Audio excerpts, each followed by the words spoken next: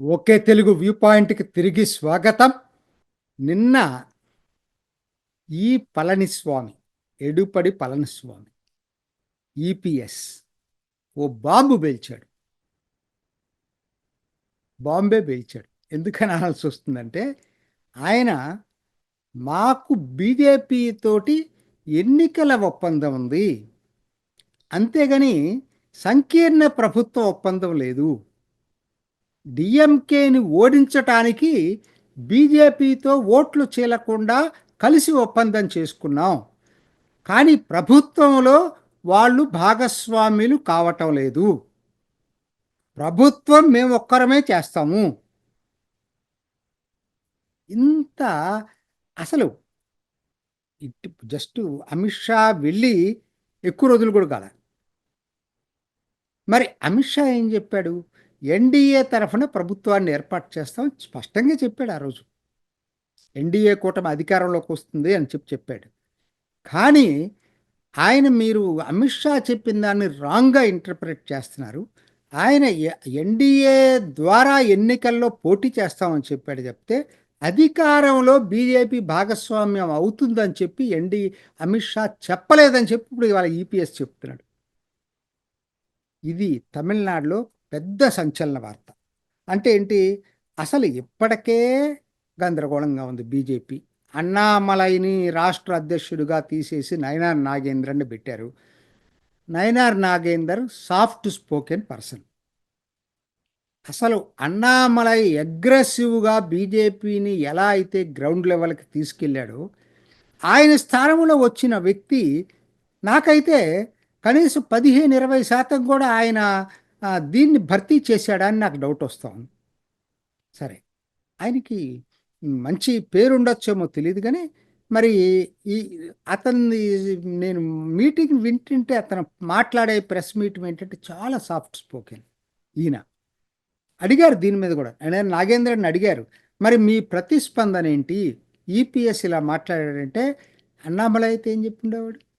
ఈయన ఏం చెప్పాడంటే అది అమిత్ షా పళనిస్వామి మధ్య తేల్చాల్సినటువంటి విషయం, నాకు తెలియదు ఏం జరిగింది అనేది అని చెప్పాడు. అంటే ఎక్కువ దాన్ని ప్రొలాంగ్ చేయలేదు ఆయన. అంటే నిజంగా కూడా అంతే.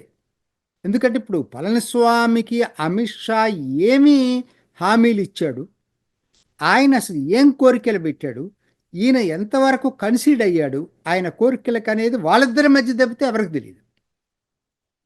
ఈవెన్ అన్నామలైకి కూడా తెలిసి ఉంటుందని నేను అనుకోను.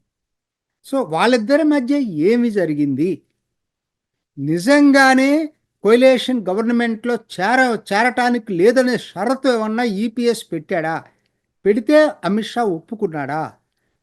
అదే గనక జరుగుంటే ఇప్పటికే జనాలో నిరుత్సాహం ఉంది అన్నామలై తీసినందుకు. చివరికి ప్రభుత్వంలో ఉండకూడదు అనే షరతు కూడా గనక ఒప్పుకునే పరిస్థితి గనక వచ్చేటట్టయితే మాత్రం క్యాడర్ మాత్రం చాలా భిన్నంగా స్పందిస్తారు. ఉత్సాహం తగ్గిపోతుంది, ముందు ఎంతూజియాజం ఉండదు. మరి కెమిస్ట్రీ గ్రౌండ్ లెవెల్లో అన్నాడీఎంకేకి బీజేపీకి ఏ విధంగా వర్కౌట్ అవుతుంది? మీరు ప్రభుత్వంలో రావద్దు, కాకపోతే మాకు సపోర్ట్ చేయండి అంటే ఇది సాధ్యమయ్యే పడేనా? రేపొద్దున ఏం జరుగుతుంది అనేది వేరే విషయం. ఇప్పుడు కొంతమంది ఆర్గ్యుమెంట్ ఏంటి, ఇంతవరకు తమిళనాడులో ఎక్కడా కొయిలేషన్ గవర్నమెంట్స్ లేవు, డిఎంకే ఇప్పుడున్నటువంటి గవర్నమెంట్ కూడా కొయిలేషన్ గవర్నమెంట్లో ఎన్నికల్లో ఒప్పందం అయింది తప్పితే ప్రభుత్వంలో డిఎంకే ఒక్కటే ఉంది. ఒక్కసారి కరుణానిధి మైనారిటీ గవర్నమెంట్ ఫామ్ చేసినప్పుడు కూడా ఎల్లీస్ అందరూ బయటే ఉన్నారు తప్పితే ప్రభుత్వంలో చేరలేదు.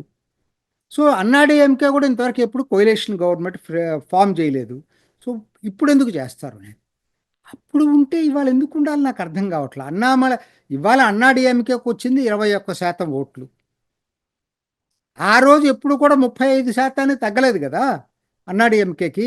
సో 21% ఓట్లతోటి మీరొక్కరే గవర్నమెంట్లో ఉంటారు, మిగతా ఎల్లీస్ ఎవరు గవర్నమెంట్లో ఉండరా? ఆ స్థాయి, ఆ కమాండ్ చేసే స్థాయి వాళ్ళ అన్నాడీఎంకేకి ఉందా? మరి ఈ షరతు కనుక నిజంగా అమిత్ షా ఒప్పుకొని ఉంటే మనకు తెలియదు ఏం జరిగింది అనేది. ఆయన ప్రతిస్పందిస్తే కానీ మనకు తెలియదు. అది బీజేపీ కేడర్లో మాత్రం చాలా రాంగ్ సిగ్నల్స్ వెళ్తాయి, తప్పుడు సంకేతాలు వెళ్తాయి. అసలు గ్రౌండ్ లెవెల్లో మాత్రం కెమిస్ట్రీ కుదరదు. నేను ఇవాళ చెప్తున్నా, కెమిస్ట్రీ కుదరదు. అదే కనుక జరిగితే ఇప్పటికే ఎందుకనంటే అసలు ఎక్కడండి మీరు ఏ దాంట్లో ఇది చేస్తారు చెప్పండి మీరు? ఇవాళ 3 లాంగ్వేజ్ ఫార్ములా అగ్రెసివ్‌గా క్యాంపెయిన్ చేశాడు అన్నామలై. ఇంకా మిగతావి కూడా టూర్ చేస్తానని పెట్టాడు. కానీ మధ్యలో ఇదొచ్చేసి ఆగిపోయాడు. అగ్రెసివ్‌గా 3 లాంగ్వేజ్ ఫార్ములాను జనంలోకి తీసుకెళ్ళగలిగాడు. అసలు తమిళనాడులో 3 లాంగ్వేజ్ ఫార్ములాని జనంలోకి తీసుకెళ్ళగలిగిన దమ్ము ఇంకెవరికి లేదు అన్నామలైకి తప్పితే. అది కంటిన్యూ చేసుంటే ద్రవిడవాదానికి వ్యతిరేకంగా బ్రహ్మాండమైన మూవ్‌మెంట్ ఏ మేరకు వచ్చిందో తీసుకురాగలిగేవాడు. మరి దాంట్లో అన్నాడీఎంకే రోల్ ఏంటి? AIADMK 2 language formula. అట్లానే డీలిమిటేషను. అన్నాడీఎంకే, డీఎంకే ఒకటిగానే తీర్మానం చేసినాయి. నిన్న జరిగిన వక్ఫ్ బిల్లు మీద ఓటింగు డిఎంకే, అన్నాడీఎంకే ఒకలాగానే తీర్మానం చేసినాయి, పార్లమెంట్లో ఓటేసినాయి. మరి ఎక్కడ సామీప్యత ఉంది? నువ్వు బీజేపీ విధానాలకి అన్నాడీఎంకే విధానాలకి ఎక్కడుంది?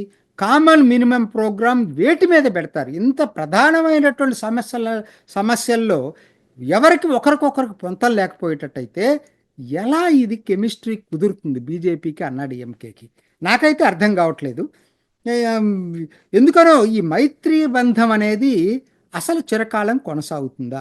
మొట్టమొదటి 4 రోజుల్లోనే ఇప్పుడు ఈపీఎస్ ఇటువంటి ప్రకటన ఇచ్చిన తర్వాత ఇది అతుకుల బొంతలాగా లేదా? ఇప్పటికైనా సంవత్సరం ఉందండి ఇంకా. ఈ అతుకుల బొంత ఇదే షరతులతోటి గనక కూటమి కొనసాగేటట్టయితే మాత్రం నేరేటివ్ చాలా ఇంపార్టెంట్. ప్రజలు హర్షించరు, ప్రజలు ఓటేయకపోవచ్చు. ఎందుకంటే బీజేపీ సిద్ధాంతాలు వేరు, అన్నాడీఎంకే సిద్ధాంతాలు వేరైనట్టయితే చాలా కష్టం అవుతుంది.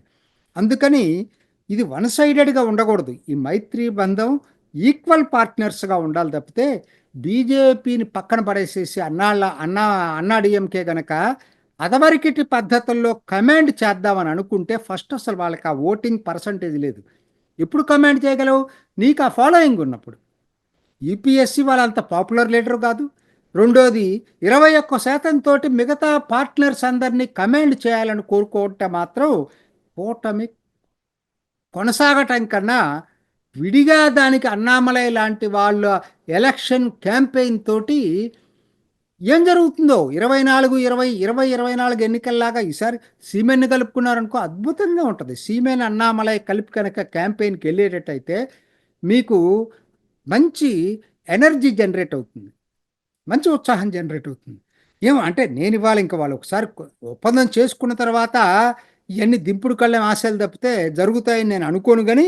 కానీ ఈ పద్ధతుల్లో గనక ఈపీఎస్ కొనసాగేటట్టయితే బీజేపీకి అడ్వాంటేజ్ కన్నా డిజడ్వాంటేజే ఎక్కువగా ఉంటుందనేది నాకు అనిపిస్తుంది.